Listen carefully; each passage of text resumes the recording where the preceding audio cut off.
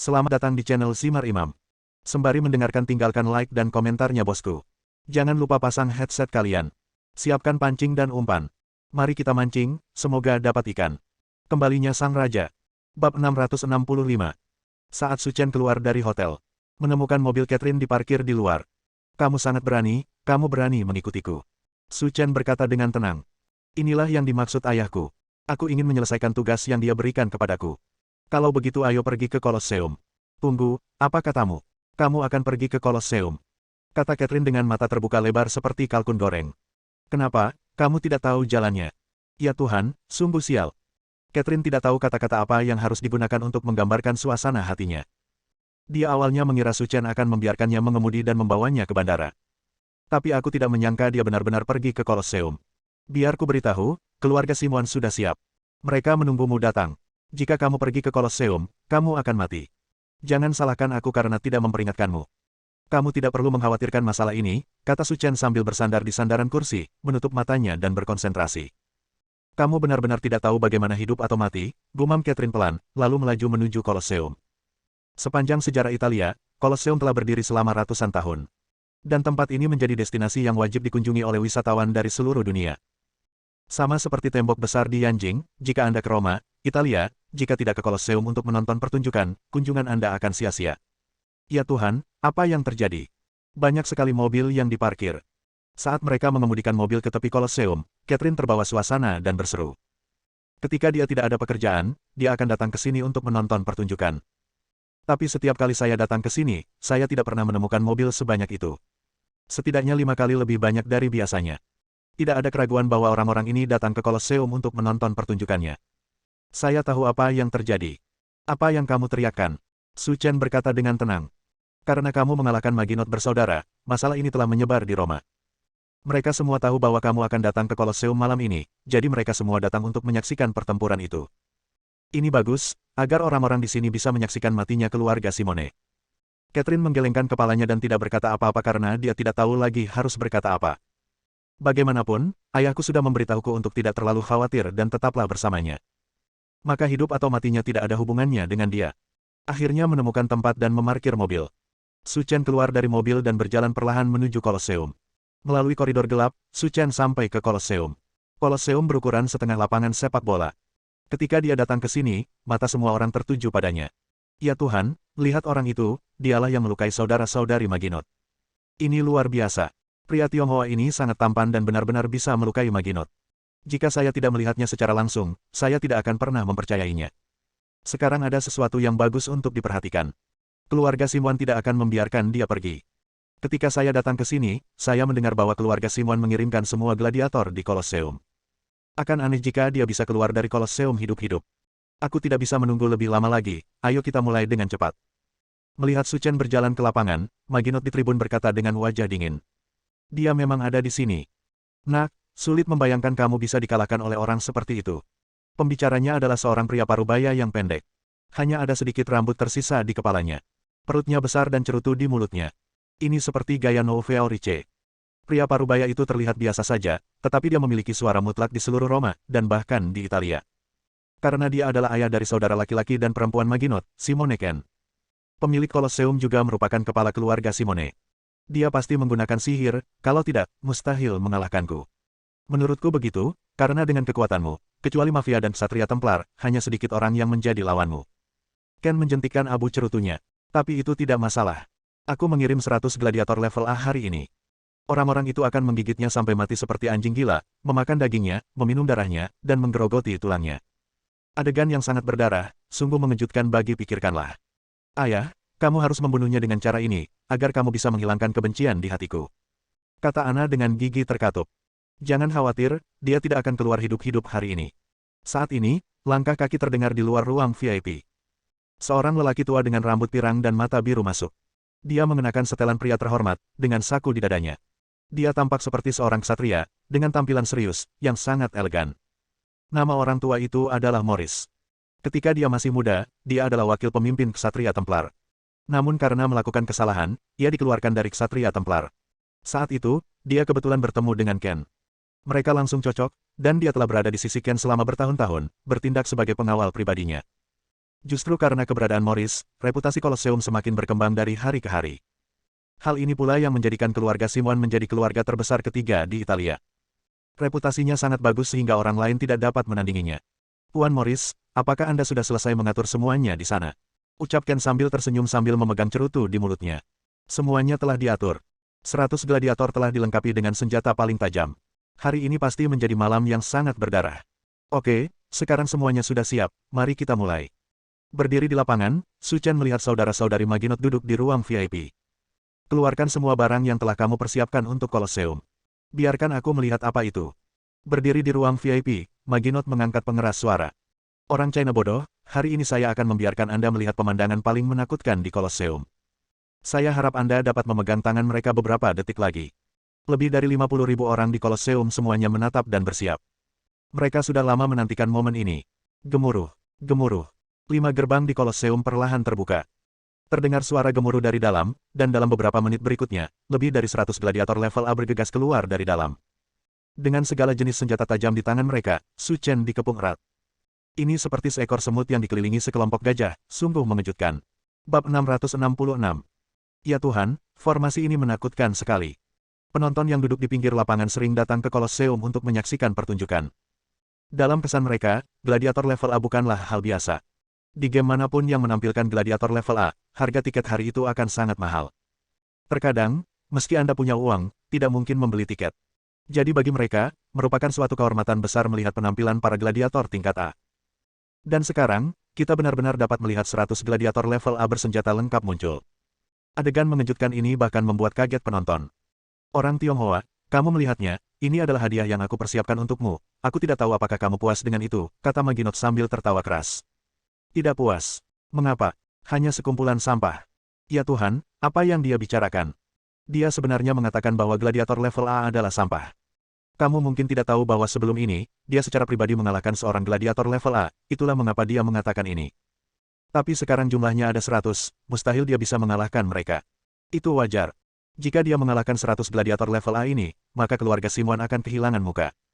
Suasana di lapangan tegang, dan hampir semua orang mengalihkan perhatian mereka ke Su Chen. Mereka benar-benar ingin tahu bagaimana orang Cina ini akan hancur berkeping-keping dalam 1 detik. Teman-teman, ayo pergi bersama dan beri sedikit rasa manis pada si kecil dari Tiongkok ini. Bagus. 100 gladiator tingkat A mengeluarkan raungan menggelegar dan menyerang Su Chen dengan senjata di tangan. Bang! Su Chen dengan ringan menginjak tanah, dan dalam sekejap, seluruh Kolosseum berguncang, dan para gladiator yang bergegas mendekat semuanya membeku di tempatnya. Sepertinya waktu terhenti. Mata Maginot dan yang lainnya membelalak. Apa yang terjadi? Kenapa orang-orang itu tidak bisa bergerak? Bang bang bang.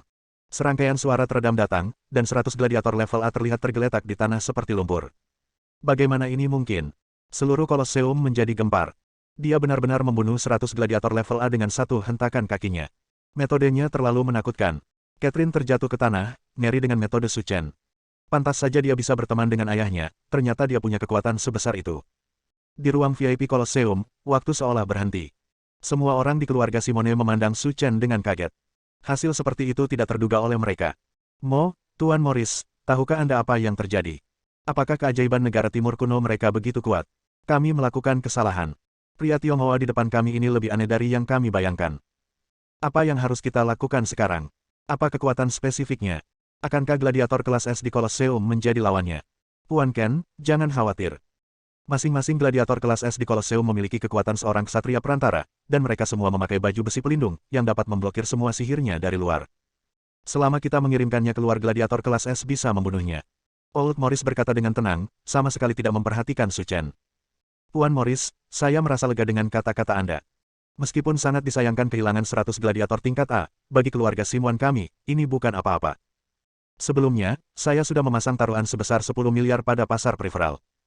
Selama dia mati, kita akan menghasilkan banyak uang, dan kita bahkan mungkin melampaui mafia. Jadi, ini kesempatan bagi kita harus memanfaatkannya. Seseorang datang. Ken menyapa, turun dan kirimkan 10 gladiator kelas S. Ya. Setelah 100 gladiator level A tewas, dalam beberapa menit, suara Maginot terdengar lagi di lapangan. Orang Cina, kekuatanmu memang di luar dugaanku, tapi jangan khawatir, kami punya hadiah kedua.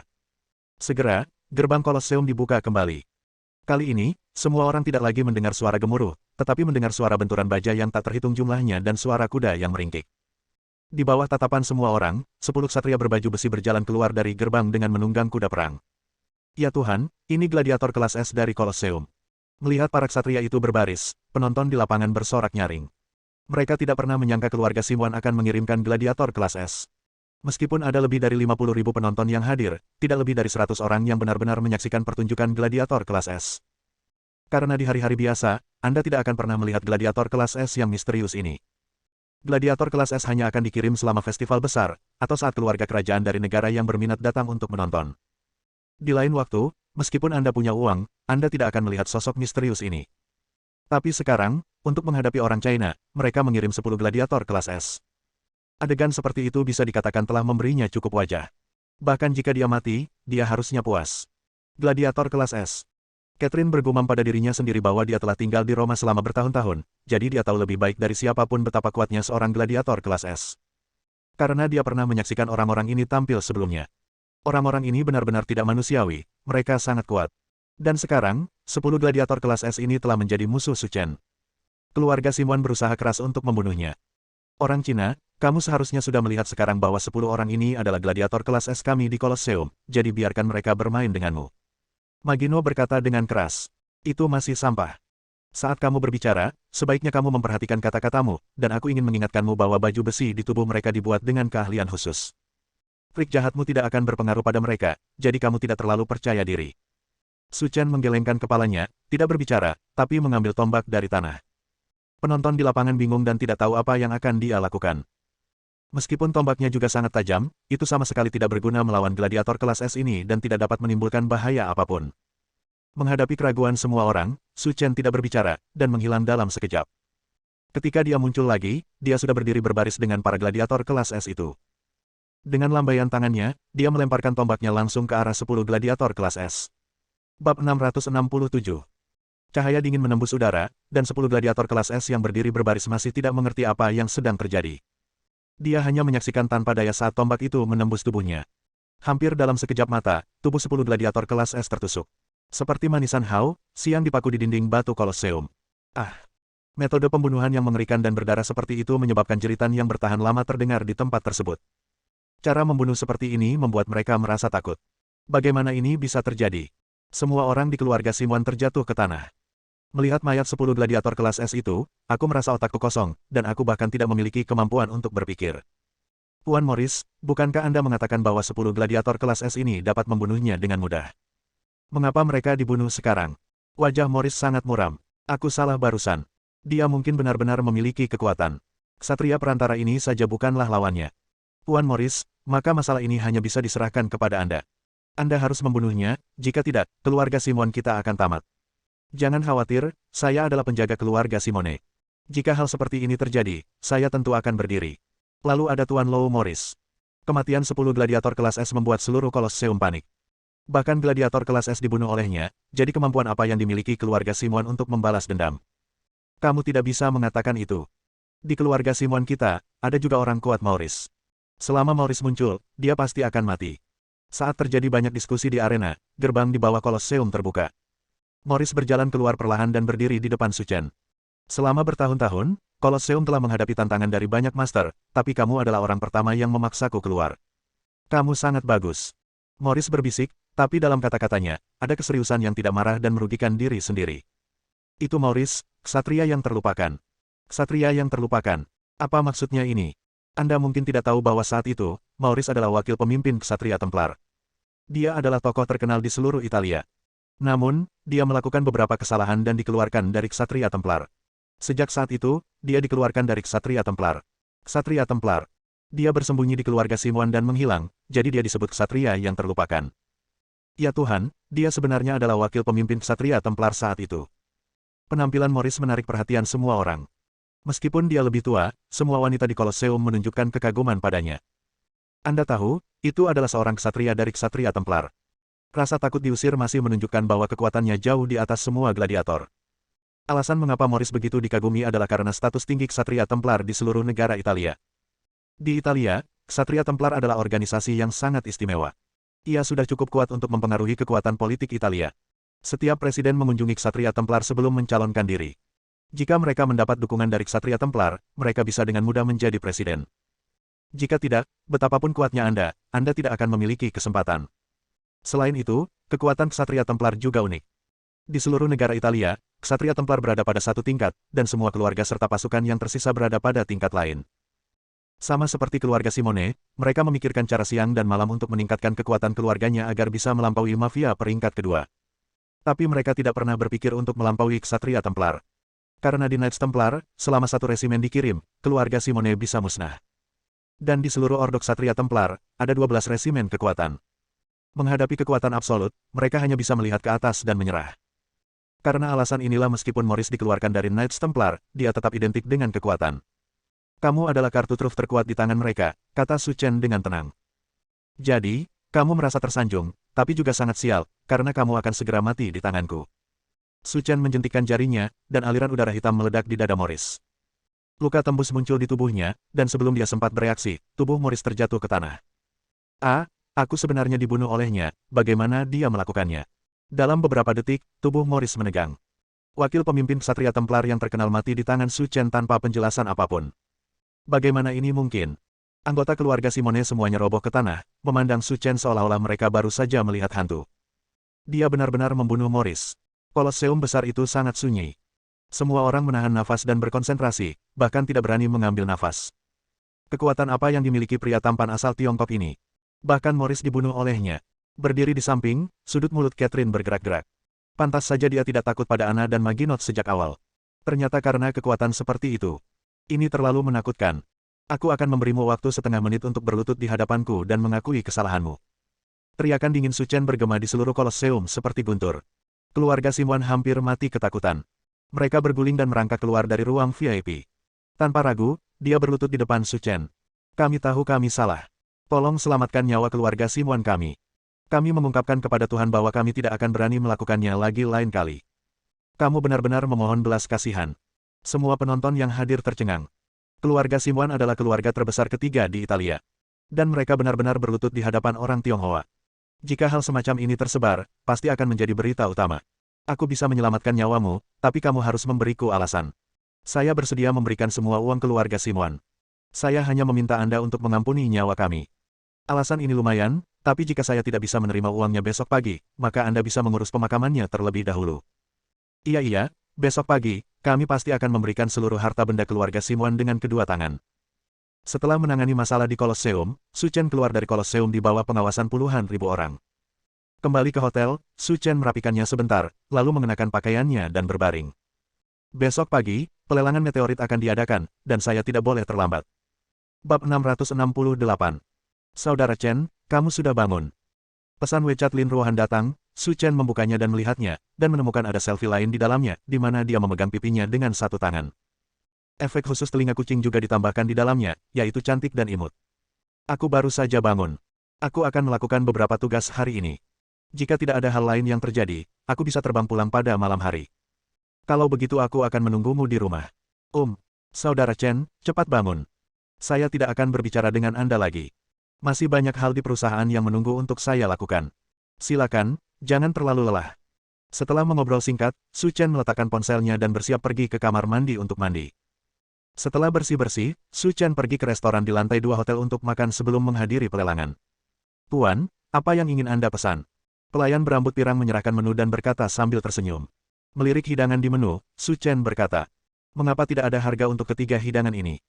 Karena persediaan hidangan ini terbatas dan harganya berubah dari waktu ke waktu, kami tidak menuliskannya di dalamnya.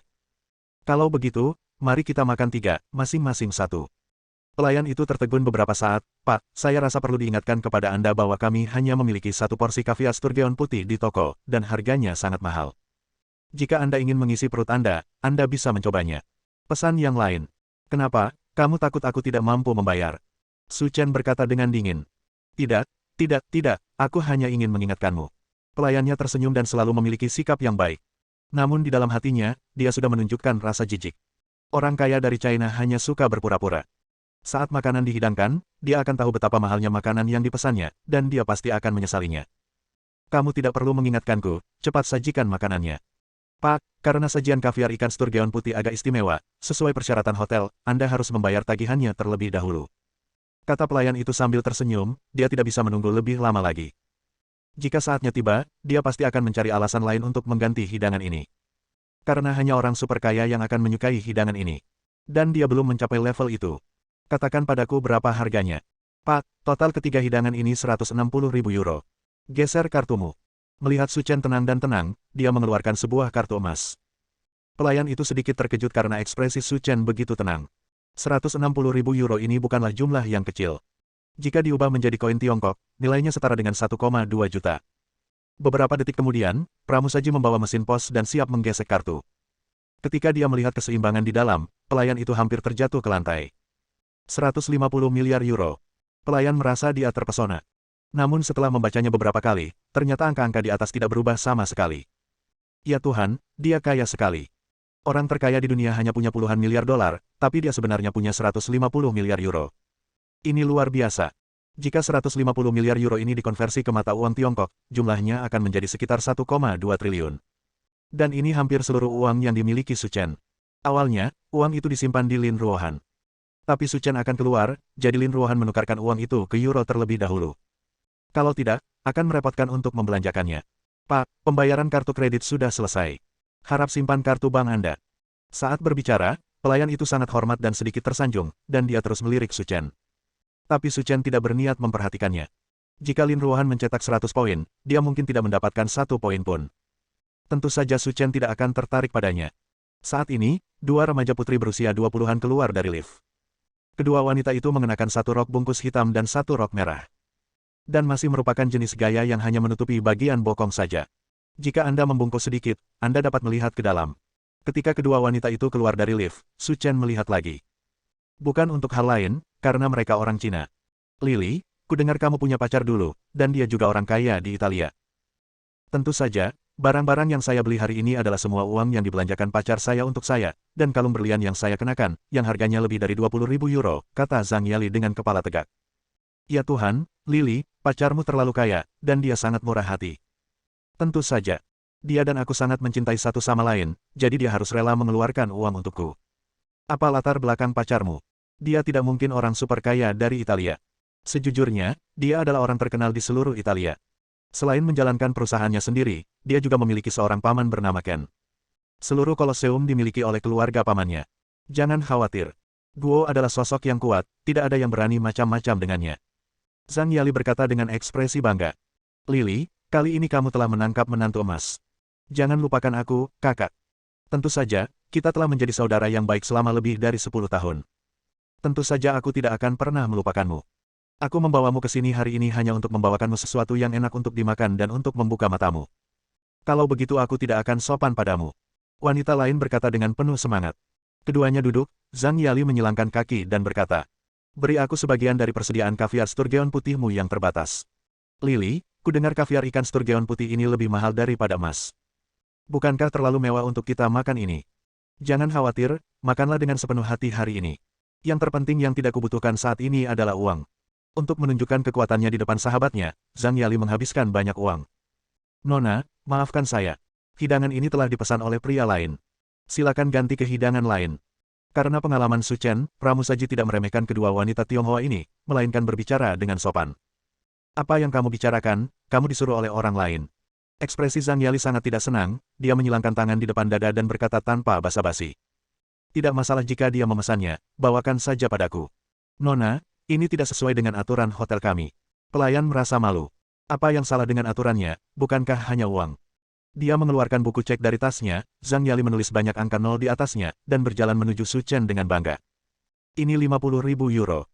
Beli sepiring kaviar sturgeon putih yang kamu pesan dan simpan. Bersambung.